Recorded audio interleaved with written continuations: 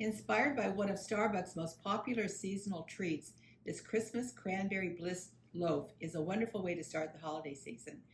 A holiday extravaganza of deliciousness, finished with a cream cheese icing, dried cranberries, and drizzled with white chocolate.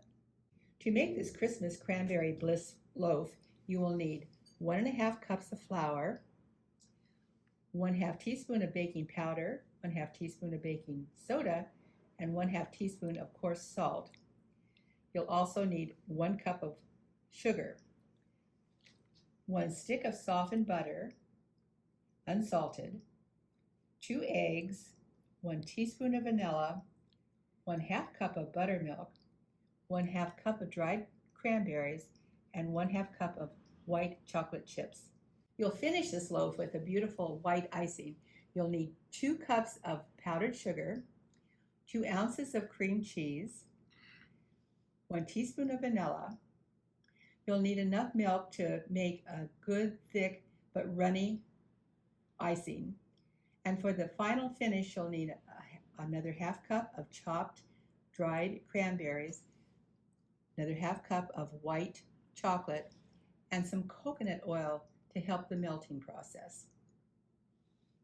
Your first step is simply just to combine your baking powder, baking soda, and salt with your flour.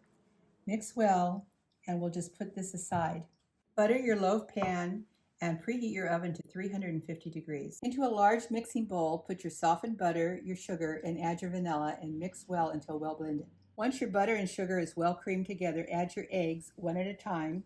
Once your sugar and butter and eggs are nice and light and fluffy, and it'll take a few minutes, probably about 2 minutes, start adding your flour and your buttermilk alternately. It'll take about 3 additions. Final addition of the flour and the final addition of the buttermilk, and mix well. Once your batter is nicely blended, it should be light and fluffy. This is absolutely beautiful. Now it's simply a matter of folding in your cranberries and your white chocolate chips. Folding techniques over and over.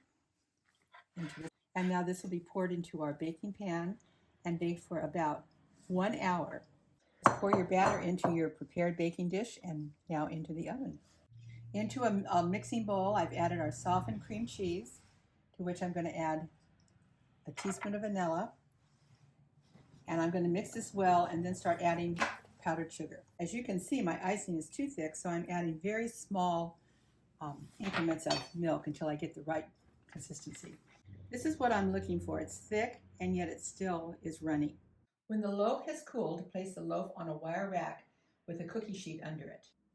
Pour the icing over the top of the loaf and then spread it around and then let it set for 30 minutes.